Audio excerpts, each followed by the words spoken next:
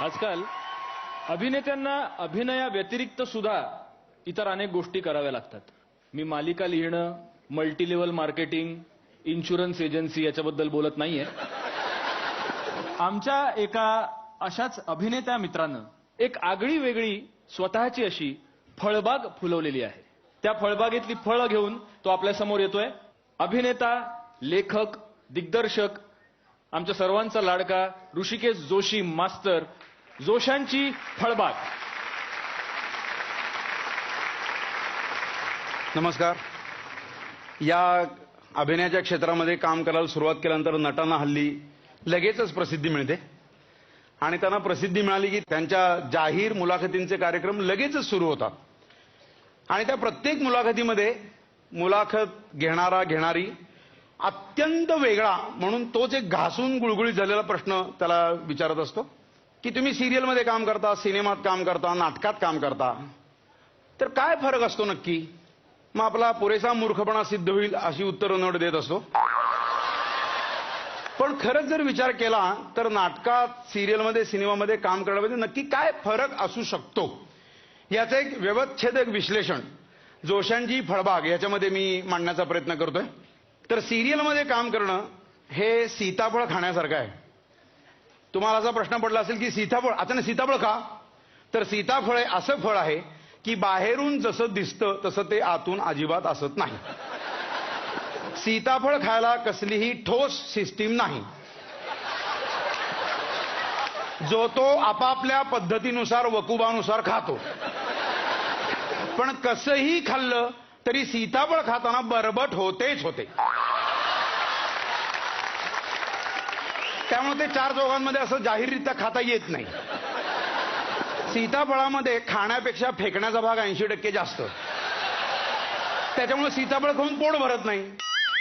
अशी 4 सीताफळं एकत्र दिली तरी पोट भरत नाही. ते एकमेव असं फळ आहे जे आयदर खात खात थुंकावं लागतं किंवा थुंकत थुंकत खावं लागतं. सीताफळाचा एकदा असा उत्कृष्ट, असा एक चविष्ट असा एक काळ येतो, पण कोणत्याही नटाला तो काळ म्हणजे कुठला हे कधीही ठरवता येत नाही. तो आधीच्या किंवा नंतरच्या अनुभवाच्या रेफरन्सनुसार ठरवतो. त्यामुळे सर्व फळांमध्ये तत्क्षणी खराब होणारे फळ आहे म्हणून त्याला कधीही हायजिनिक मानलं जात नाही. तर जाहिरातीत काम करणं हे केळं खाण्यासारखं आहे. केळं हे सोलायला अत्यंत सोपं आणि संपूर्णच्या संपूर्णपणे खाऊन ते जिरवता येतं लगेच, पटकन, कमीत कमी वेळामध्ये जास्तीत जास्त प्रोटीन्स देणारं ते फळ आहे. केळी हे बारमाही उत्पादन आहे. सर्व जगामध्ये, सर्व ठिकाणी विपुल प्रमाणात केळी ही उगवत असतात. आणि केळाचं महत्वाचं वैशिष्ट्य म्हणजे केळं खायला कसलीही इलिजिबिलिटी लागत नाही. कुणीही केळं खाऊ शकतो. दुपारचं जेवण नसेल आणि हाताशी 4 केळी असतील तर जेवणाची भ्रांत नाही. पण तरी 2 वेळचं जेवत असताना एखादं केळं जरी खाल्लं तरी सेहत के लिए अच्छा रहता है. लोकांच्या चेहऱ्यावर जी काही तकाकी येते, असे जे काही उत्फुल्ल चेहरे दिसतात, त्यामुळे कमीत कमी वेळामध्ये पटकन एनर्जी देणारं ते असं फळ आहे. आणि आपण फेकलेल्या सालांवर अनेक लोक घसरतही असतात. तसं सिनेमात काम करणं हे आंबा खाण्यासारखं आहे. मुळात आंब्याच्या सगळ्या सुरुवातीपासूनच्या सगळ्या गोष्टी त्याला एक ॲस्थेटिक सेन्स आहे. आंबा हा मस्त चिरला जातो, मग रस काढला जातो. आंब्याच्या जगातल्या कुठल्याही बाय प्रॉडक्टला समाजामध्ये उच्च स्थान आहे. मिल्कशेक घ्या, आंब्याच्या बर्फ्या घ्या, पोळ्या घ्या, लोणची घ्या, काहीही घ्या. आज घरी आमरस केलेला आहे म्हणून तू ये असं गाव जेवण आमरसाचं होत नाही. अत्यंत महत्वाच्या लोकांना आपल्याला जे महत्वाचे वाटतात त्यांना घेऊन आपण आमरस खात असतो.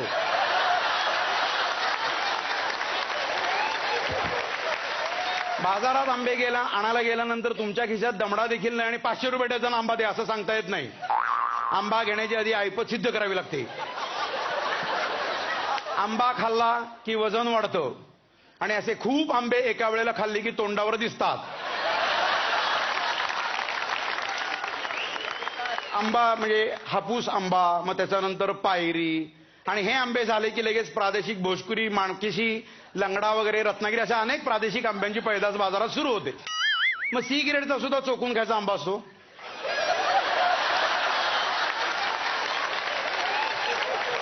पण शेवटी तो आंबा असतो, हे लक्षात घ्या. एकदम सुरुवातीला नवीन नवीन माणूस जेव्हा आंबा खातो ना, तेव्हा त्याला ढंडाळी लागतेच लागते. तो असा सहजासहजी पचत नाही. दिसायला अत्यंत गोड, हलका वगैरे वाटतो, पचवणं अत्यंत अवघड. हळूहळू पचवायला लागल्यानंतर हळूहळू नंतर आपल्याला आंब्याची सवय व्हायला लागते. जशी फळांची इति कर्तव्यता आंब्यात आहे, तसं नटाची इति कर्तव्यता ही नेहमी सिनेमात असते. नाटकात काम करणं हे सुपारी खाण्यासारखं आहे. आता सुपारी इट इज इन इट्सला अत्यंत हार्डेस्ट पदार्थ, त्यामुळे खाऊन संपवणं अत्यंत कठीण. अशी सुपारी घेतली अशी वगैरे गिळली म्हणून अशी सुपारी खाऊन संपत नाही. सुपारी ती तोंडात टाकायची. आता त्याच्यामध्ये सुद्धा अत्यंत उत्तम तपशील आहेत. सुपारी आधी घेतली, ती खाण्यायोग्य करण्यासाठी त्याला आधी व्यवस्थित कातरावी लागते. आता कातरण्यासाठी ते कातरण्याचं एक अनुभवाचं वेगळं एक शस्त्र असावं लागतं. ते जर तुमच्याकडे नसेल तर सुपारी तुम्हाला कातरता येत नाही. मग ज्याच्याकडे जे नसतं तो अनुभवी लोकांच्या त्या अडकीत त्याकडे जातो आणि तो म्हणतो की प्लीज मला ही कातरून द्या.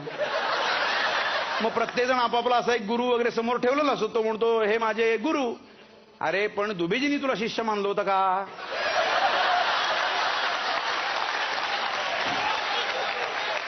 हे दुबेजी गेल्यामुळं आपल्याला कोणालाच काय सांगता येत नाही खरं काय ते. आणि त्याच्यामुळं काही आगाऊ नट असे असतात की ते म्हणतात नाही मी माझ्या द्रोणाचार्यांना समोर ठेवून मी माझा असा अडकित्ता घेतो आणि मी सुपारी कातरतो आणि याच्यामध्ये काहीही कारण नसताना नाहक ते आपला एकलव्य करून घेतात.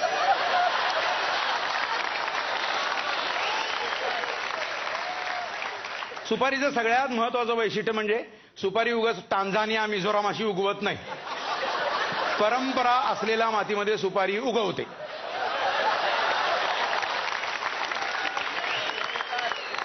सुपारी मुळात एक लत आहे, चळ आहे. म्हणजे त्याच्यामध्ये जात पात धर्म वयो मर्यादा तुमचं आडनाव तुम्ही दादरला राहता का ह्याच्याशी त्याचा काही संबंध नसतो.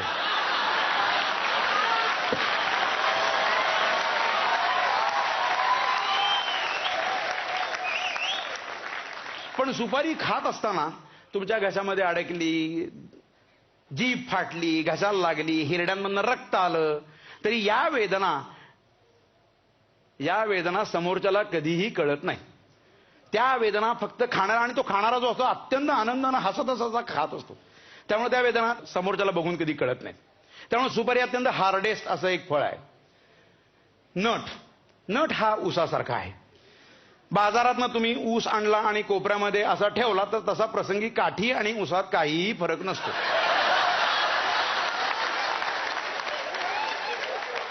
उगाच दगडात मुरमात वगैरे ऊस उगवत नाही. त्या ऊसालाही चांगली माती लागते आणि त्याला भरपूर पाणी घालावं लागतं. आणि चांगलं पाणी असल्याशिवाय अजिबात चांगला ऊस उगवत नाही. आणि जोपर्यंत तो खाण्यायोग्य होत नाही तोपर्यंत त्याची इतकी काळजी घेतली जाते.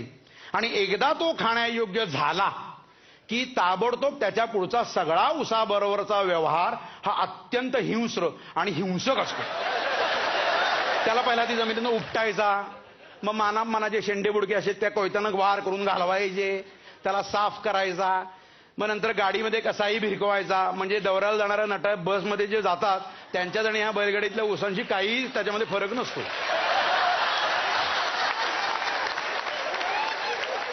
ऊसाचं सगळ्यात महत्वाचं वैशिष्ट्य म्हणजे बाजारामध्ये ऊसाला स्वतःची किंमत नाही. कारखानदार जो ठरविल तोच ऊसाला भाव. मग ऊस त्याच्यानंतर असा सोलायचा, त्याची खाणकं करायची, चरख्यात घालून पिळायचा. जास्तीत जास्त पिळल्याशिवाय रस निघत नाही आणि जास्तीत जास्त रस निघण्यासाठी त्याला पिळावंच लागतं. आणि एकदा रस निघायचा बंद झाला की चिपाट म्हणून त्याला फेकून दिलं जातं. ऊस हा दिसायला अत्यंत पिवळा धमक चकचकीत तुकतुकीत आहे म्हणून तो रस दिल्याची खात्री नाही.